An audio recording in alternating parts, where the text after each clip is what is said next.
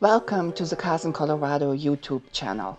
Have you ever gone into something, expecting something, and then experienced something completely else?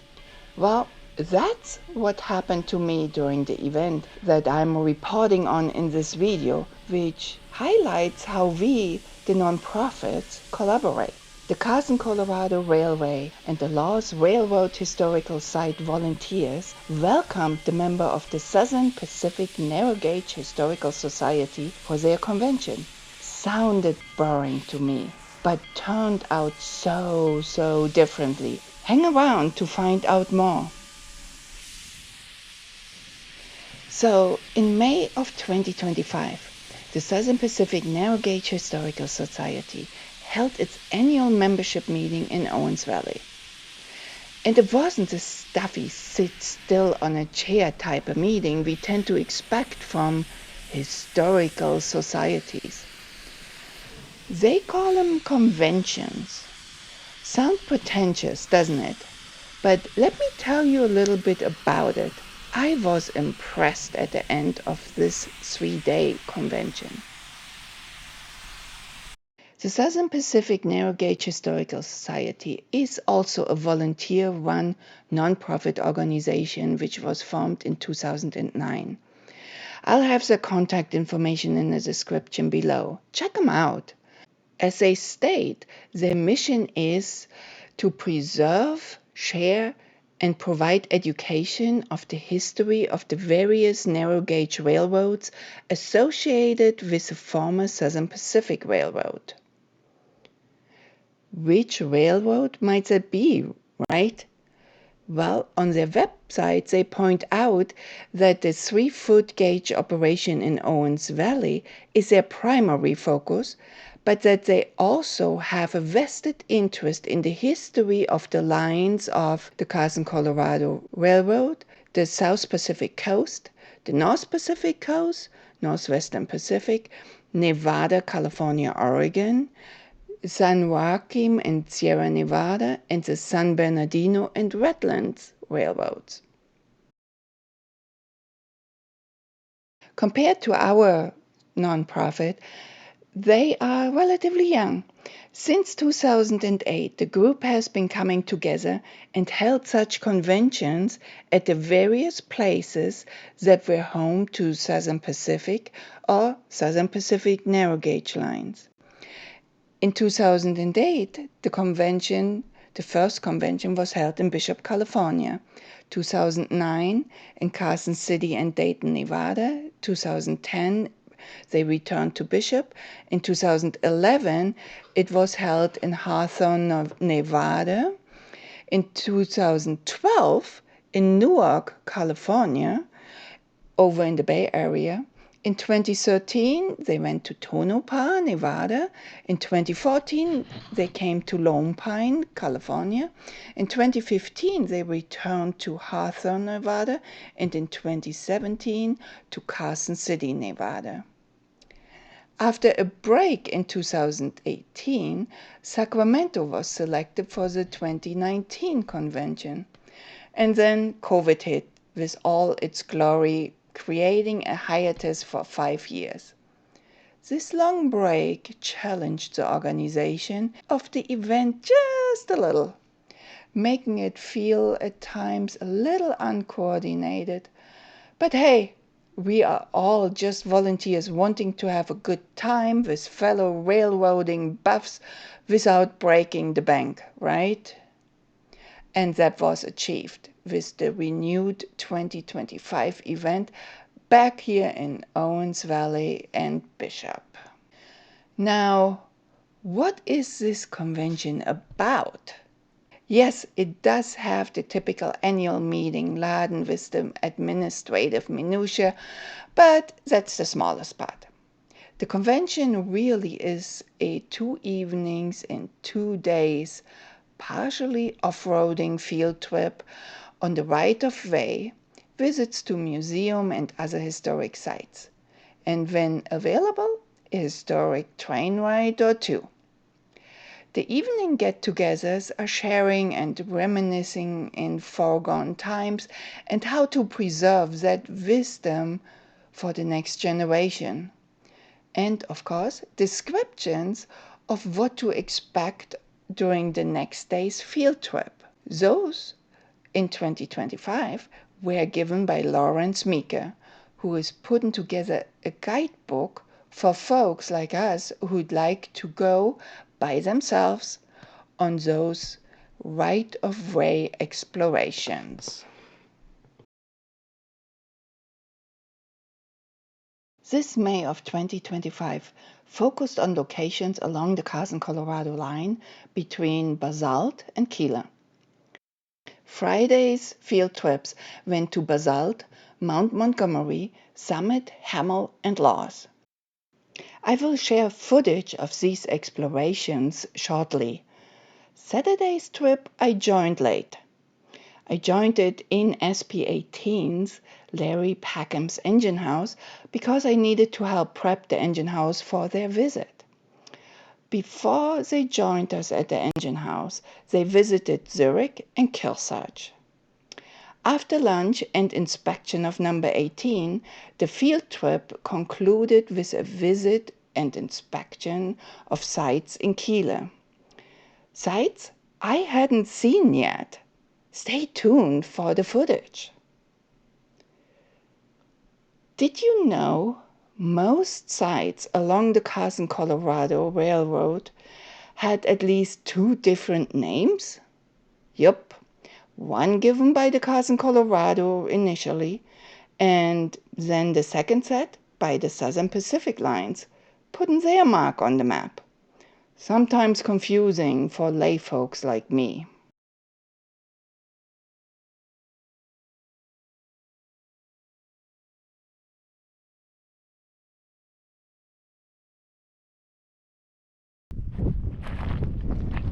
Our starting point, Basalt, mile point 162.4.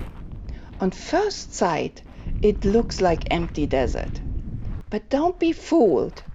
Traces have been engraved into the desert soil and will remain for many more generations to explore. We are in the bustling metropolis of Basalt. The train would have come from over there somewhere. Still have to figure that one out. And would have gone somewhere along there and then into the mountains. So the railroad came through that cut over there, as you see, about halfway up the hill. Came right up this grade here behind us. On the right side was a corral, or left of a corral. On the left side was a section house and a cookhouse. So the railroad came right past us here. We're right next to it. Went right through in between the middle of those posts over there. And you had the stockyards on the right. The water tank was also in this vicinity over here. I haven't found the foundation yet. I've been there. But essentially we have a water tank, section house, a cookhouse, and a stockyard here. The siding was on the east side of the tracks, and there's still trees over there with the remains of trees. You can see that right between the posts over there that the most likely the section house residents planted. There's not only this road over here, the old road into town, but there's also a landing strip. There was apparently a highway, or pardon me, a landing strip for aircraft, small aircraft in here as well, that you'll see runs in that direction right there. Be so kind when you explore. Look and take pictures and memories back, but leave what you find where you find it for others to enjoy just like you did. Thank you. In Basalt, one can see where trees once stood, foundation imprints, and faint traces of the roadbed. I'm still trying to find the railroad bed. Is this here? Well, that's what they're saying, is by the corrals over there, but Oh. this definitely looks like it was something on this bike. This may have been, this here may have been part of the road bed, but no clue where it's going. It came through where those posts are. Yeah. Came through their big loop, and then starts going up the hill. Yeah, yeah. So. Yeah. Question is, did it go here across the berm, or did it do a...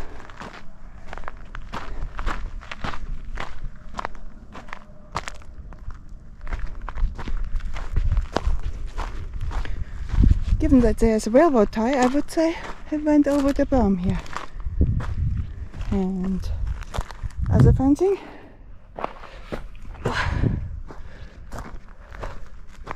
There's a whole valley beyond, but that is, here's the railroad tie. That is the berm. When driving Highway 6 up to Mount Montgomery, per Carson, Colorado, or Buena Vista, per Southern Pacific, one can see the snaking of the road up to the pass, including the many retention walls built by Chinese labor. I have to say, they put quality work up. Those walls have withstood well the time and environments. Stop 2, Mount Montgomery or Buena Vista, are at mile point 169.8. Today, there are ruins of dilapidated mid-century modern motels, a boxcar remnant, and the Nevada DOT highway maintenance station.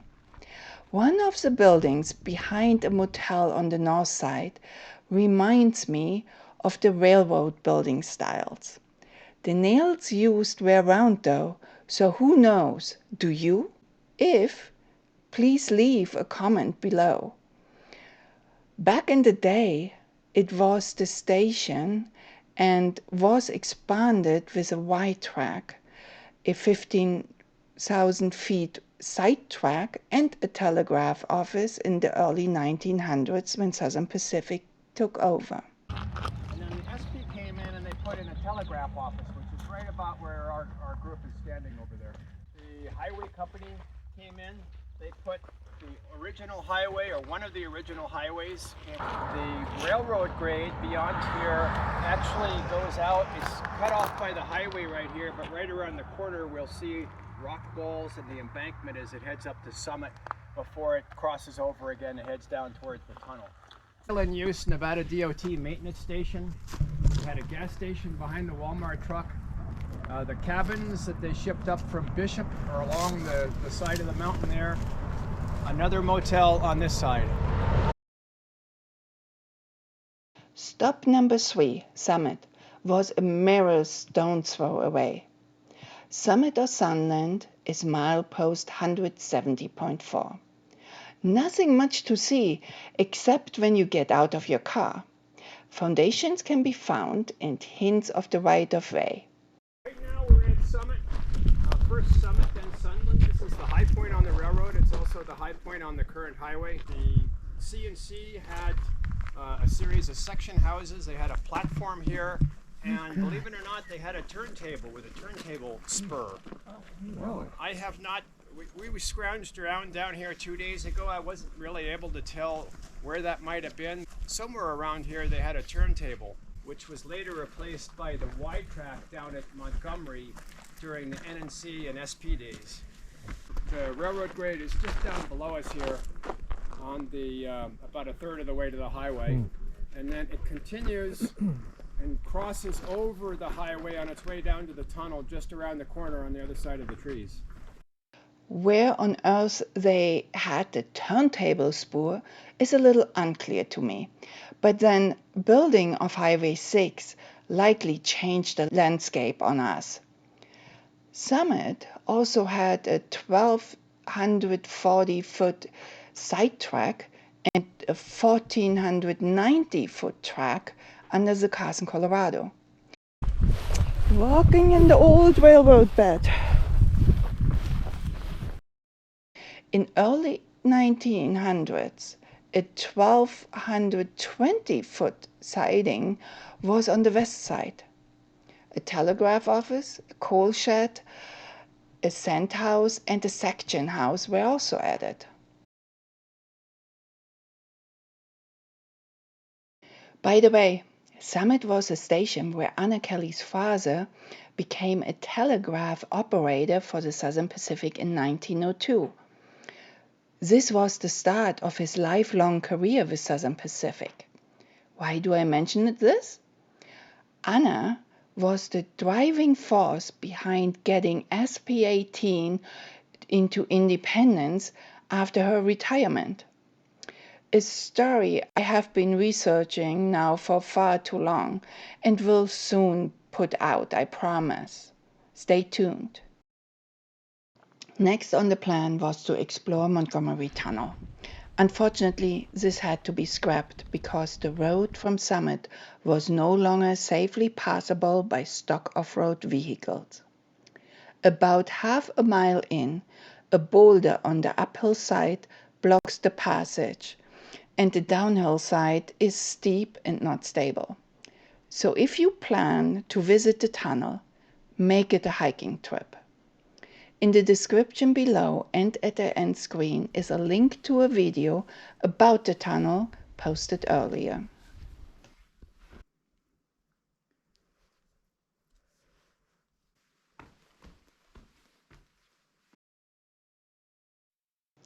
After a quick lunch break in Benton, Hammil was the fourth point of interest.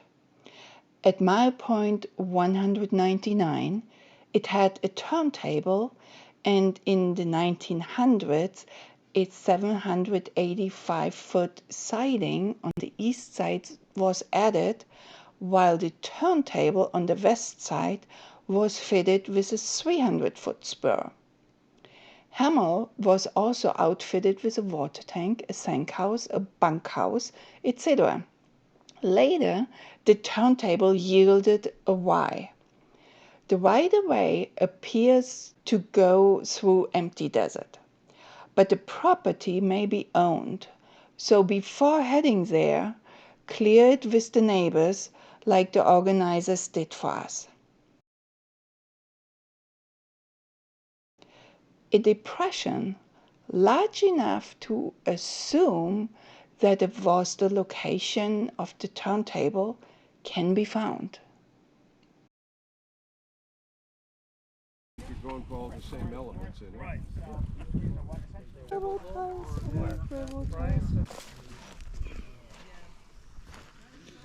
And I found this piece, which looks like a seal for a boxcar. Oh, nice. Oh yeah. And it has, so definitely ran right here, because that one is still in the ground. Yes. Look at all the holes from the spikes. Oh, Just that one is old. that's true. And it's a switch tie because holes there, holes Yeah. down there. Yeah.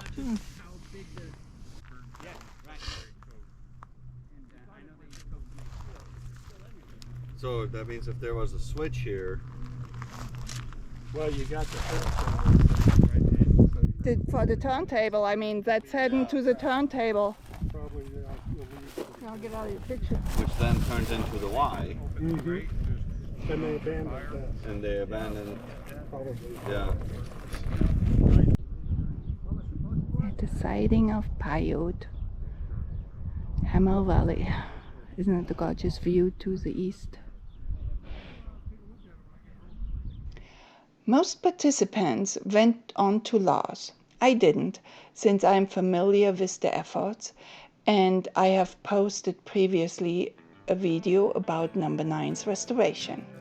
It is linked in the description, and I promise an update on its restoration will come soon. Things are happening.